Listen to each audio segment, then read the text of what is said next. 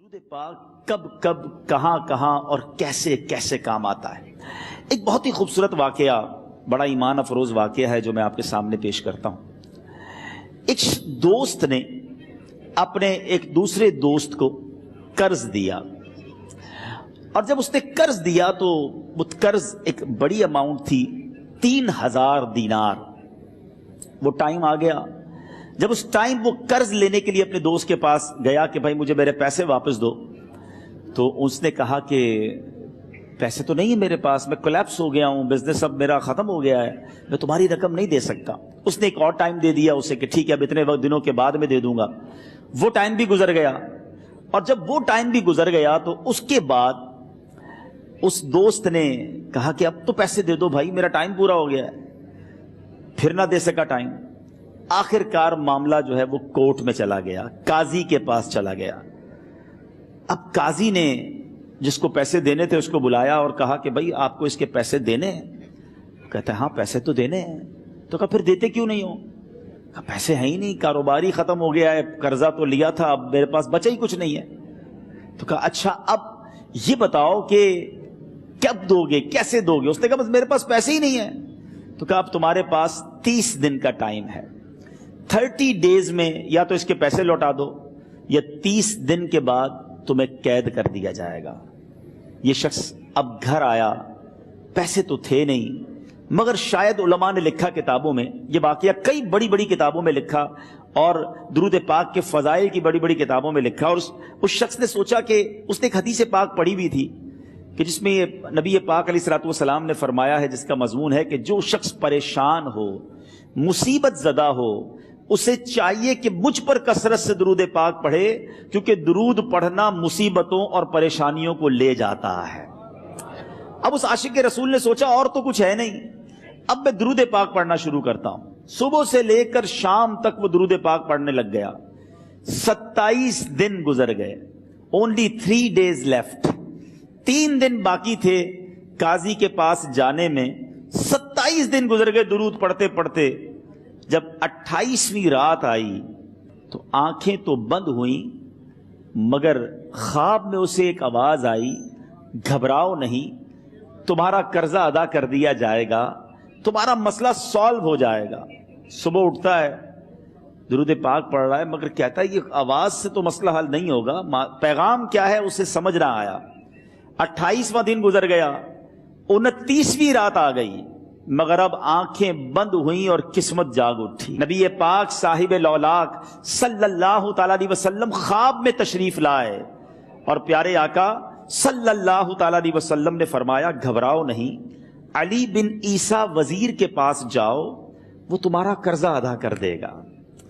اب یہ عاشق رسول صبح اٹھا تو ویری فریش، حشاش بشاش کہ اب تو کام ہو گیا، نبی پاک نے خواب میں آ کر بشارت دی ہے۔ مگر پھر ذہن میں سوال آیا کہ علی بن عیسیٰ کے پاس جاؤں گا تو ثبوت کیا ہے، پروف کیا ہوگا؟ میں جا کر اس کو کہوں گا کہ میرا قرضہ دے دو، تو ایسے تو قرضہ نہیں دے دینا، اور میں نے اس کو کہا کہ مجھے نبی پاک نے خواب میں کہا ہے، اور اس نے اگر مجھ سے کوئی نشانی مانگی تو میں نشانی کیا دوں گا؟ آخری دن تھا، 29واں دن تھا، وہ بھی درود پڑھتے پڑھتے گزر گیا۔ 30th نائٹ آ گئی، صبح وہ دن ہے جب عدالت میں جانا ہے۔ اب اس رات پھر نبی پاک علیہ الصلوۃ والسلام خواب میں تشریف لائے، اور آقا علیہ الصلوۃ والسلام نے فرمایا کہ علی بن عیسیٰ وزیر کے پاس جاؤ، وہ تمہارا قرض ادا کر دے گا۔ کہ حضور چلا تو جاؤں گا، لیکن اگر وزیر نے مجھ سے کوئی نشانی طلب کی تو میں کیا جواب دوں گا؟ پیارے آقا علیہ الصلوۃ والسلام نے کمال کا ارشاد فرمایا کہ علی بن عیسیٰ سے کہنا کہ تم روزانہ فجر کی نماز کے بعد 5000 بار درود پاک پڑھتے ہو، یہ راز فقط تم جانتے ہو اور تمہارا رب جانتا ہے۔ اب یہ جب صبح اٹھا تو ایک نشانی بھی مل چکی تھی۔ عدالت میں جانے سے پہلے وزیر کے دربار میں پہنچ گیا، اسے یہ ڈر تھا کہ آج پیسے نہ لوٹائے تو سزا ہو سکتی ہے۔ جب وزیر کے دربار میں پہنچا تو وزیر اپنے مشیروں کے ساتھ بیٹھا تھا۔ کہا مجھے آپ سے بات کرنی ہے۔ کہا بتاؤ کیا بات کرنی ہے؟ کہا میں ایک پیغام لایا ہوں آپ کے لیے۔ اچھا کس کا پیغام لائے ہو؟ کہا میں نبی پاک جناب محمد مصطفیٰ صلی اللہ تعالی علیہ وسلم کا پیغام لایا ہوں۔ وہ عاشق رسول وزیر تھا، کہتا بتاؤ میرے آقا نے کیا پیغام دیا ہے؟ کہ حضور میں 3000 دینار کا مقروض ہوں، آج آخری دن ہے اور میرے آقا نے مجھے بشارت دی ہے کہ آپ سے کہوں کہ آپ میرا قرض ادا کر دیجئے۔ علی بن عیسیٰ کہتا ہے کوئی ثبوت ہے آپ کے پاس؟ ہے کوئی دلیل بھی ہے آپ کے پاس؟ میں کیسے مان لوں کہ آپ کو نبی پاک علیہ الصلوۃ والسلام نے بھیجا ہے؟ عاشق رسول کہتا ہے خالی ہاتھ نہیں آیا، میرے آقا نے مجھے دلیل بھی عطا فرمائی ہے، مجھے ایک ایویڈنس بھی دیا ہے، اور پروف یہ ہے حضور کہ آپ روزانہ صبح فجر کی نماز کے بعد نبی پاک صلی اللہ تعالی علیہ وسلم کی بارگاہ میں درود و سلام کا نذرانہ پیش کرتے ہیں۔ جب تک 5000 کا عدد پورا نہیں ہوتا آپ اس وقت تک کسی اور سے بات نہیں کرتے، اور اے وزیر صاحب یہ رات صرف آپ کو پتا ہے اور آپ کا رب جانتا ہے۔ اللہ اکبر، وہ وزیر تو جس کو کہے نا جھوم اٹھا، ایسا عاشق رسول وزیر تھا جو روزانہ صبح 5000 درود پڑھتا ہو، اس کی تو عید ہو گئی نا۔ وہ کہتا ہے مرحبا یا رسول اللہ، میرے آقا نے میرے درود قبول کر لیے، اس سے بڑھ کر میرے لیے سعادت کیا ہوگی۔ اب یہ وزیر اپنی سیٹ سے اٹھتا ہے، اپنے کمرے میں جاتا ہے، تھوڑی دیر بعد واپس آ کر اس عاشق رسول کے ہاتھ میں 3000 دینار رکھ کر کہتا ہے حضور پہلے 3000 دینار تو نبی پاک کا حکم کی میں ادب سے بجا لاتا ہوں، میرے آقا نے جو حکم فرمایا یہ 3000 دینار آپ کو پیش کرتا ہوں، حضور ایک اور 3000 دینار لیجئے۔ میرے گھر آپ آئے، اتنی اچھی خبر سنائی، آپ نے قدم رنجا فرمایا، یہ 3000 اس کا نذرانہ ہے، اور ایسا کیجئے 3000 اور لیجئے، اس سے اپنے بچوں کے لیے کچھ چھوٹا موٹا کام شروع کیجئے، اور ایک وعدہ کر کے جائیے آج کے بعد زندگی میں آپ کو جب بھی کوئی کام پڑے میں آپ کا بھائی ہوں، مجھے یہ خدمت کا موقع دیجئے گا۔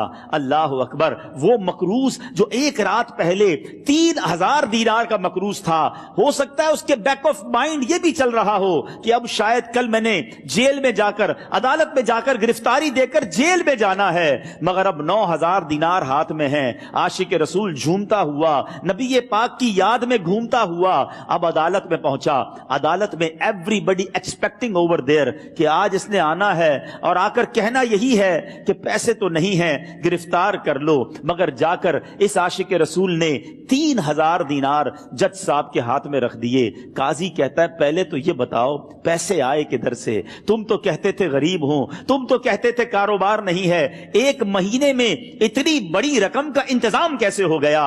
سبحان اللہ، اس عاشق رسول نے گویا زبان حال سے یہ کہا ہوگا کہ یہ تو کرم ہے ان کا، ورنہ مجھ میں تو ایسی بات نہیں، اتنا دیا سرکار نے مجھ کو، اتنی میری اوقات نہیں۔ اس نے وہ پورا واقعہ بھری عدالت میں سنا دیا۔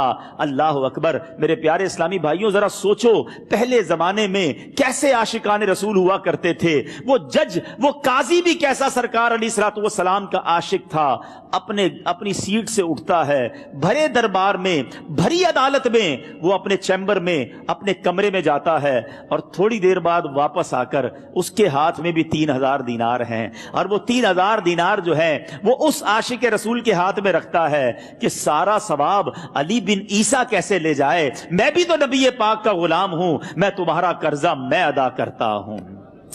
اچھا، اب ایک اور عجیب سینیریو یہ بن گیا کہ جس نے کیس کیا تھا، جس نے دعویٰ کیا تھا، وہ بھی یہ سارا منظر دیکھ رہا تھا۔ کہتا ہے جج صاحب ذرا رکیے، میں بھی اپنے آقا کا امتی ہوں، اور ایک کام کیجئے، قلم کاغذ منگوائیے، اس عاشق رسول کا قرضہ ہی میں معاف کر دیتا ہوں۔ اچھا، اب عاشق رسول نے وہ واپس 3000 دینار جو جج صاحب نے دیے تھے وہ واپس جج صاحب کو دیے کہ حضور یہ پیسے آپ ہی رکھ لیں، قرضہ ہی معاف ہو گیا، اب آپ کے پیسے کا میں نے کیا کرنا ہے؟ جج صاحب کہتے ہیں جو پیسے نبی پاک کے نام پر نکالے ہیں اب مجھے واپس نہیں چاہیے، یہ بھی تم اپنے ساتھ لے جاؤ۔ اللہ اکبر، میرے میٹھے اسلامی بھائیوں، وہ عاشق رسول ایک رات پہلے 3000 دینار کا مقروض ہے، اب 12000 دینار لے کر گھر کو واپس جا رہا ہے۔ اس ایک واقعے کے اندر جو ہم سب کے لیے درس ہے، جو ہم سب کے لیے پیغام ہے، شاعر لکھتے ہیں نا، دکھوں نے تم کو جو گھیرا ہو تو درود پڑھو، دکھوں نے تم کو جو گھیرا ہو تو درود پڑھو، جو حاضری کی تمنا ہو تو درود پڑھو۔ آج ہم بہت ساری پرابلمز میں ہوتے ہیں، یہاں بھی ہو سکتا ہے میرا کوئی بھائی بیمار بیٹھا ہو، کوئی قرضے میں ڈوب گیا ہو، کسی کا کوئی بزنس پرابلم چل رہا ہو، کوئی فیملی ایشو میں ڈسٹرب ہو، آپ کسی بھی پرابلم میں ہیں، خدا کی قسم درود پاک ایسا وظیفہ ہے. لوگ بہت سارے وظائف پوچھتے رہتے ہیں, بہت سارے جناب وظائف کے بارے میں معلومات کرتے رہتے ہیں. سچی بات یہ ہے ہر درد کی دوا ہے صلی علی محمد. ہر درد کی دوا ہے صلی علی محمد. تعویذ ہر بلا ہے صلی علی محمد. تو خدا را اپنی زندگی میں درود پاک کو شامل کر لیجئے, اور آپ بلیف کریں جب آپ نے کثرت سے درود پاک پڑھنے شروع کر دیے, آپ اپنی آنکھوں سے دیکھیں گے آپ کے پرابلم دور ہو رہے ہیں, آپ کی صحت اچھی ہو رہی ہے, آپ کے قرضے اترنے شروع ہو گئے ہیں, روزگار میں آپ کے برکت ہونا شروع ہو جائے گی, آپ کے چہرے پہ نور آنا شروع ہو جائے گا, آپ کی زبان میں اثر آنا شروع ہو جائے گا. صلو علی الحبیب صلی اللہ تعالی علی محمد.